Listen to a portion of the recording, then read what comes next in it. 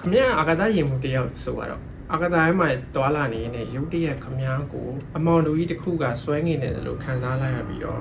ခါလေးတွင်းမှာပဲခမရခန္ဓာကိုယ်တစ်ခုလုံးကိုဆွဲဆန်းလိုက်လို့ခံစားလိုက်ရတယ်။အဲ့ဒီအမောင်တူကြီးကကျယ်တွေကိုပါတခါတည်းဝါမျိုးပြစ်နိုင်တယ်။အချိန်တွေကိုနှေးကွေးသွားအောင်လည်းလုပ်နိုင်တယ်။ပြီးတော့သူ့ရဲ့ Event Horizon လို့ခေါ်တဲ့နယ်နိမိတ်ကိုကျော်လွန်သွားရင်စကြဝဠာထဲမှာအမြန်ဆုံးဖြစ်တဲ့အလင်းတော်တူတွေကနေပြန်ထွက်မလာနိုင်တော့ဘူး။အဲ့ဒီမောင်တူကြီးကတော့အာကာသတွင်းနဲ့ကြီးလို့ခေါ်ကြတဲ့ Black Hole ပဲဖြစ်ပါတယ်။ဒီတော့ခမရ Black Hole တွေကိုပြုတ်ကျသွားရင်ဘာဖြစ်နိုင်မလဲ။ဒီနေ့ပြောကြတာပေါ့။လွန်ခဲ့တဲ့နှစ်ပေါင်း100လောက်တုန်းကအိုင်းဆိုင်းရဲ့ပါအဝင်ကမ္ဘာအတော်ဆုံးသိပ္ပံပညာရှင်တွေကဒီ Black Hole တွေဆိုတာသင်္ချာ equation တွေအရဖြစ်နိုင်တယ်။ဒါပြင်မှာတော့မရှိနိုင်လောက်ဘူးလို့ထင်ခဲ့ကြတယ်။ဒါပေမဲ့ဒီနေ့ဒီချိန်မှာတော့ကျွန်တော်တို့ Black Hole တွေကိုရှာတွေ့ရုံမကဘဲနဲ့ Black Hole ဆိုတဲ့ပထမဆုံးဓာတ်ပုံကိုပါကျွန်တော်တို့ရယူနိုင်တယ်။ဒီတော့ Black Hole ရဲ့ပြုတ်မကြခင်ဒီအာကာသတွင်းနဲ့ကြီးရဆိုတာပါလဲပေါ့။ကျွန်တော်တို့ကြယ်ကြီးတွေကိုသူတို့ရဲ့အတွင်းမှာ nuclear စစ်ပွဲဖြစ်နေရလို့မြင်အောင်ကြည့်လိုက်။ဒီကြယ်ကြီးရဲ့အလဲဥတိုင်းကောမှာnuclear fusion ဖြစ်ပြီးတော့ hydrogen ကနေ helium ပြောင်းစွမ်းအင်တွေထုတ်ပြီးတော့အပြင်ဘက်ကိုတွန်းထုတ်တယ်ပေါ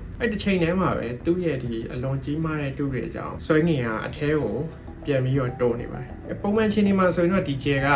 okay တယ်အထဲကတွန်းနေအားတယ်အပြင်ကပြန်ဖိရအားနဲ့ညီမျှနေရဆိုဒီကျယ်ကဘာမှဖြစ်ဘူး okay တယ်ဒါပေမဲ့အချိန်ကြီးကြာလာတဲ့အခါနှစ်ပေါင်းဘီလီယံချီပြီးကြာတဲ့အခါကျယ်ရဲ့အလဲဥတိုင်းကောမှာ300 element တွေကုန်လာတယ်ပေါ့ဒီ hydrogen နဲ့ helium ပြောင်းတယ်ပြီးတော့ carbon ပြီး neon oxygen silicon နောက်ဆုံး ion core ကြီးဖြစ်သွားတယ်ပေါ့ ion core အဆင့်ရောက်သွားပြီဆိုရင်အဲ့ ion က energy ဆက်မထုတ်နိုင်ဘူးအဲ့ဒီအချိန်မှာအပြင်ဘက်ကဖိတဲ့ gravity ကအနိုင်ရရှိပါတယ်ရုတ်တရက် second wave လေးအတွင်းမှာပဲ supernova လို့ခေါ်တဲ့ပောက်ကွဲမှုကြီးနဲ့တူတူအဲ့ဒီအလဲဥတိုင်းကိုကြီးကကြိုးကြားပျက်စီးသွားပါတယ်ဒါပေမဲ့အဲ့ဒီကျဲကကျွန်တော်တို့နေထက်3ဆလောက်ကြီးတဲ့ကျဲဖြစ်မယ်ဆိုရင်အဲ့လိုမျိုးပြိုကျပျက်စီးသွားတာကလုံးဝရက်တက်မသွားပါဘူးအရာဝတ္ထုအားလုံးကအတိုင်းစားမရှိသိငယ်ပြီးတော့ဆုံးစားမရှိတိတ်သီးစားများတဲ့အမှတ်တစ်ခုရောက်တဲ့အထိဖြစ်သွားပါတယ်အဲ့ဒီအမှတ်လေးကိုကျွန်တော် singularity လို့ခေါ်ကြတယ်ပေါ့ပြီးတော့ဒီ singularity ရဲ့ပတ်ပတ်လည်မှာ event horizon လို့ခေါ်တဲ့နယ်နိမိတ်စီတစ်ခုဖြစ်လာပါတယ်ဒါကိုဥမာပြရရင်တော့ကျွန်တော်တို့ရေတံခွန်ထဲမှာ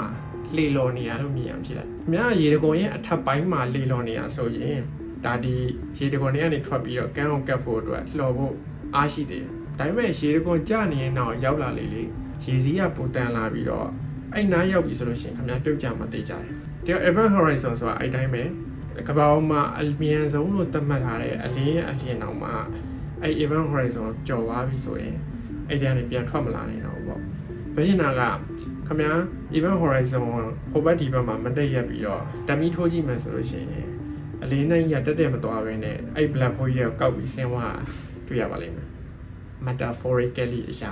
ာနော်ဘယ်လိုမှတော့ black hole ကြီးနာသွားပြီးတော့ဓာတ်မီထိုးကြည့်လို့တော့မရဘူးပေါ့ဒီမှာစိတ်ဝင်စားစရာကောင်းတဲ့အချက်တစ်ခုရှိပါသေးတယ်1915ခုနှစ်မှာအိုင်းဆိုင်ကသူ့ရဲ့ general relativity theory ကိုစတင်ဖော်ထုတ်ခဲ့ပေမဲ့ပထမကမ္ဘာစစ်ဒီစစ်မြေပြင်အတွင်းမှာဂျာမန်ယူဘဗေဒပညာရှင် Karl Schwarzschild တန်တော်မှန်မယ်ထင်တယ်ဆိုတော့သူက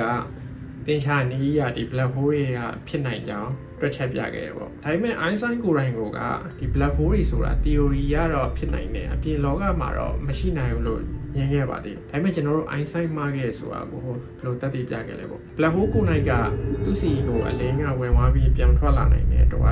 ့ကျွန်တော်တို့ဓာတ်ရိုက်တော့မမြင်နိုင်ဘူးပေါ့ဒါပေမဲ့ black hole ကသူ့ဘေးနားက space and time တို့ကျဲတွေကျိုးတွေကိုတက်ရောက်မှုရှိရဆိုတော့ကျွန်တော်သိတယ်အဲ့တော့ the right မဟုတ်ပေမဲ့ indirect evidence ရှာတွေ့ခဲ့ပေါ့ပထမဆုံးရခဲ့တဲ့တဲလို့စာကတော့1982ခုနှစ်မှာနက္ခတ္တဗေဒပညာရှင်တွေက Cygnus X1 လို့ခေါ်တဲ့အပြာရောင်ကျဲကြီးတစ်လုံးကအဲ့မမြင်ရတဲ့အရာတစ်ခုကိုအရှိန်ပြင်းပြင်းနဲ့လှည့်ပြီးတော့ X-ray ရောင်ကြီးထုတ်လွှတ်နေအောင်တွေ့ခဲ့အဲ့မမြင်ရတဲ့အရာကဒီ Cygnus X1 လို့ခေါ်တဲ့ကျဲကြီးကိုဝါးမြုပ်နေတာပေါ့ပြီးတော့ကျွန်တော်တို့ Milky Way Galaxy ရဲ့အလဲကောင်မှာ Sagittarius A လို့ခေါ်တဲ့ black hole ရှိပါတယ်ဆယ်စုနှစ်ပေါင်းများစွာသိပ္ပံပညာရှင်တွေကဒီ Galaxy ရဲ့အလဲကိုစောင့်ကြည့်လေ့လာခဲ့ကြတယ်ဒီအာကာသဟေလင်းမြေထဲမှာအမှောင်တူကြီးတစ်ခုကိုကျယ်တွေကတစ်စက္ကန့်ကိုကီလိုမီတာ9000နှုန်းလောက်နဲ့ဝိုင်းကြီးပပတ်လောက်နေအောင်တွေ့ခဲ့တယ်အဲ့တော့ဒီနေရဲ့ဒုရဲထက်အစ4သန်းလောက်ပိုလေးတဲ့ supermassive black hole ကလွဲရင်အဲ့ဒီအရှိန်လောက်နဲ့လဲပတ်အောင်ဘယ်ရာကမှလုံနိုင်မှာမဟုတ်ဘူးနော်ဒီလိုနဲ့2019 April ရောက်မှာတော့လူသားတွေကမလုံနိုင်ဘူးလို့ထင်ရတဲ့ အရာတစ်ခုကိုလုပ်ပြနိုင်ခဲ့ပါတယ်ကျွန်တော်တို့ကဘာကနေအလင်းနှစ်ပေါင်း55တန်းအကွာမှာရှိတဲ့ MH7 Galaxy တွေက Black Hole ရဲ့ပုံကိုပထမဆုံးချိန်ဖြစ်တက်မှုရယူနိုင်ခဲ့ပါတယ်ဒါပေမဲ့ဒါလောလောရရမှုပေါ့နော်ဘယ်လောက်ခက်လဲဆိုရင်ဥမာပေးရရင်ကျွန်တော်တို့လကဘာပေါ်မှာလိမ်မော်တီတစ်လုံးတင်ထားတာကိုကဘာကနေပြီးတော့ကျွန်တော်ရဲ့ smartphone လေးနဲ့လှိုင်းရရတယ်လို့ပါပဲ Hero telescope နဲ့တော့မရဘူးပေါ့အဲဒါကြောင့်သိပ္ပံပညာရှင်တွေကဒီ Hawaii Chile တောင်ဝရိုးစွန်းဥရောပအဲ့မှာရှိတဲ့ radio telescope 8ခုကိုချိတ်ဆက်ပြီးတော့ Event Horizon telescope လို့ခေါ်တဲ့နောက်ဝကြီးကိုဖန်တီးခဲ့ကြတယ်ပေါ့ဆိုလိုတာကဒီကဘာကြီးတစ်ခုလုံးကိုကျွန်တော်တို့ telescope ကြီးတစ်ခုဖြစ်ပြောင်းလဲလိုက်တာပေါ့အဲ့လိုနဲ့ကျွန်တော်တို့ရဲ့ပထမဆုံး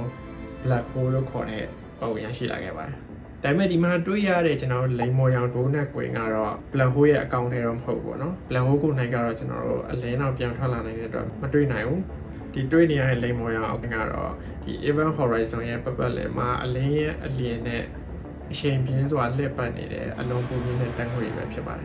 ဒီတော့ခမည်းကအာကာသယာဉ်မှူးတယောက်ဆိုတော့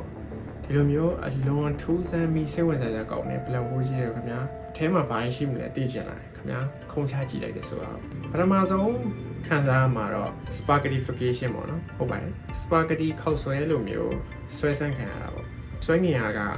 အကွာဝေးပေါ်မူတည်ပြီးတော့ကွာချတယ်ပေါ့အဲ့တော့ခင်ဗျားကခြေထောက်နဲ့စပြီးခုံဆင်းသွားတယ်ဆိုတော့ခင်ဗျားခြေထောက်ပေါ်ကိုတက်ရောက်တဲ့ဆွဲငင်ရကခင်ဗျားခေါင်းကိုတက်ရောက်တဲ့ဆွဲငင်ရတဲ့အစာပေါင်းတန်ပေါင်းများစွာပိုပြင်းပါလိမ့်မယ်အဲ့တော့ခမည်းခန္ဓာကိုယ်တစ်ခုလုံးကဒီခောက်ဆွဲဘက်အရှိလို့ဆွဲဆန့်ခံပြီးတော့နောက်ဆုံးအတန်အဆင့်လောက်ထိရောက်ပြီးတော့ပြတ်ကွယ်သွားပါလိမ့်မယ်နောက်တစ်ခုကတော့ time dilation ပေါ့အလွန်ကြီးမားတဲ့ဆွဲငင်ရကြောင်းအချိန်တွေကိုနှိကွေးစေတယ်အကယ်၍ခမည်းရဲ့တငယ်ချင်းကခမည်းခုံချသွားတာကိုအာကာသယာဉ်ပေါ်ကနေကြည့်နေမယ်ဆိုရင်ခမည်းတဖြည်းဖြည်းနဲ့နှိကွေးသွားပြီးတော့ event horizon ရောက်တဲ့အခါခမည်းရဲ့ပုံကအဲ့နားမှာလေထာဝရရက်တန့်သွားပါလိမ့်ပြီးရင်အရောင်လေးမိန်ပြီးတော့ပျောက်ကွယ်သွားမယ်ပေါ့ဒါပေမဲ့ခမည်းရဲ့ရှုထောင့်ကကြည့်ရင်တော့စက္ကန့်ပိုင်းလေးအတွင်းမှာပဲခမည်းအထဲကိုဝင်ရောက်ဖျက်ကျော်သွားမှာဖြစ်ပါတယ်ဒီတော့အထဲရောက်ပြီးသွားရင်ဘာဖြစ်မလဲပေါ့အဲ့ဒါကတော့ကျွန်တော်တို့ဘယ်မှလည်းမသိဘူး theory ရပြောတာပဲရှိတယ်နောက်အထဲကိုဘယ်မှလည်းမရောက်ဘူးအထဲကိုကျွန်တော်ဘာပစ္စည်းမှလည်းမပို့ဘူးပေါ့ပို့ရအောင်လဲဒီ black hole တွေဆိုတာကကျွန်တော်တို့ကဘာနဲ့အနည်းဆုံး black hole တောင်အလင်းနှစ်ပေါင်း1500ကျော်မှရှိတယ်အဲ့တော့အထဲရောက်သွားရင်ဘာဖြစ်မလဲဆိုတာကတော့တော့ဒီဆွဲငင်ရအရင်များလုံးတဲ့အတွက်ပေါ့နော်ကျွန်တော်ထားပါခမည်းခုံစင်းတော့ခမည်းခန္ဓာကိုယ်ကြီးကဆွဲဆန့်ခံပြီးနောက်ဆုံးအတန်ကနေမှတစ်ဆင့် electron proton neutron အဲ့ electron proton ကမှစဖြစ်လာခဲ့တဲ့သူတို့ရဲ့အခြေအနေပေါ့နော်နောက်ဆုံးဒီ singularity ဆိုတဲ့ point အထိရောက်သွားမယ်ပေါ့နော်ဒီတော့အထဲကိုကျွန်တော်ဝင်ပြီးသွားပြီပြန်ထွက်လာလို့ရလာပေါ့ဒီလိုလိုရှင်းပြောရရင်တော့ပြန်ထွက်လာဖို့မဖြစ်နိုင်ပါဘူး။ဘာကြောင့်လဲဆိုတော့ဒီ event horizon လို့ခေါ်တဲ့ point ကိုကျော်သွားပြီဆိုလို့ရှိရင်ပြန်ထွက်လာဖို့အတွက်ခင်ဗျားမှာ escape velocity ကအလင်းရဲ့အလင်းထက်ပိုမြန်ရပါမယ်။အဲ့တော့ physics law တွေအရစကြဝဠာထဲမှာအလင်းရဲ့အလင်းထက်ပိုမြန်နိုင်တဲ့အရာမရှိတဲ့အတွက်ခင်ဗျားရောက်နေတဲ့အခြေအနေကမနေ့ကအချိန်ကိုပြန်သွားဖို့ကြိုးစားနေလို့ပါပဲ။လုံးဝမဖြစ်နိုင်ဘူးပေါ့။ဆိုတော့ဒီ black hole ကြီးတွေကအမြဲတမ်းတည်ရှိနေရလားဆိုတော့လည်းမဟုတ်ပါဘူး။တစ်ချိန်ချိန်မှာသူတို့လည်းပျောက်ကွယ်သွားကြပါတယ်။1984ခုနှစ်မှာတော့ကမ္ဘာကျော်သိပ္ပံပညာရှင် Stephen Hawking က Einstein ပြောသလို black hole တွေကိုဝင်သွားပြီဆိုရင်အထဲကနေဘာမှပြန်မထွက်လာနိုင်တာမဟုတ်ဘဲနဲ့ black hole ရဲ့အထဲကနေ particle လို့ခေါ်တဲ့အမှုန်လေးတွေပြန်လွတ်ထွက်လာတာတွေ့ရှိခဲ့တော့အဲ့ဒီအမှုန်လေးတွေကို Hawking radiation လို့ခေါ်ပါတယ်အဲ့ဒီအမှုန်လေးတွေကဘာလဲဆိုရင် temperature လို့ခေါ်တဲ့အပူချိန်လေးပါဆိုတော့ဒီ black hole ကြီးကသူ့အထဲကနေ particle လေးတွေလွတ်ထွက်လာတိုင်းသူ့ရဲ့ energy ကိုဆုံးရှုံးနေရဖြစ်ပါတယ်။ဒါအချိန်တစ်ခုရောက်သွားရင်ဒီ black hole က energy ဆုံးရှုံးအငွေ့ပြန်သွားပြီးတော့ပျောက်ကွယ်သွားမှာဖြစ်ပါတယ်။ဒါပေမဲ့ဒီ black hole တစ်ခုအဲ့လိုမျိုးအငွေ့ပြန်ပျောက်ကွယ်သွားဖို့ဆိုတာတော့ကျွန်တော်စကြဝဠာတက်တန်းနဲ့ရှင်နှစ်ပေါင်းဘီလီယံနဲ့ချီပြီးကြာမြင့်နိုင်တယ်ပေါ့နော်။နှစ်ပေါင်းအများကြီးဆောင်အောင်ပါ။ဆိုတော့ဒီ black hole တွေကအာကာသဟင်းလင်းမြေတွေကအလွန်ကြောက်စရာကောင်းတဲ့ရှားပါပေါ့။လူကြောက်လည်းမဟုတ်ဘူး။သူတို့ကသူတို့တည်ရှိနေရပါတော့ဒီ black hole တွေကသိပ္ပံပညာရှင်တွေကတော့ဒီ twin energy ဆိုတာကဒီစကြဝဠာစတင်ဖြစ်ပေါ်လာတဲ့ပုံကျွန်တော်တို့ရဲ့ galaxy တွေကိုဘယ်လိုမျိုးတက်ရောက်မှုရှိလဲပြီးရင်ယူဘဗေဒ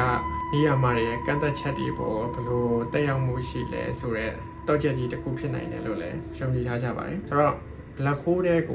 ဘာနေမှမရှိဘဲနဲ့ကင်မရာတစ်လုံးနဲ့ခုံချလို့ရမယ်ဆိုရင်အဲမှာဘာရှိမယ်လို့ထင်လဲပေါ့တခြားတစ်ဖက်ရောက်သွားခဲ့ရှိတော့ဟိုဘက်မှာဘာတွေ့ရမယ်ထင်လဲကိုယ့်ရဲ့ theory လေးလည်းကိုမမဆွေးနွေးခဲ့ကြပါဦးအဲ့တော့ video လေးကိုလည်း like and share လုပ်ဖို့မေ့ကြပါနဲ့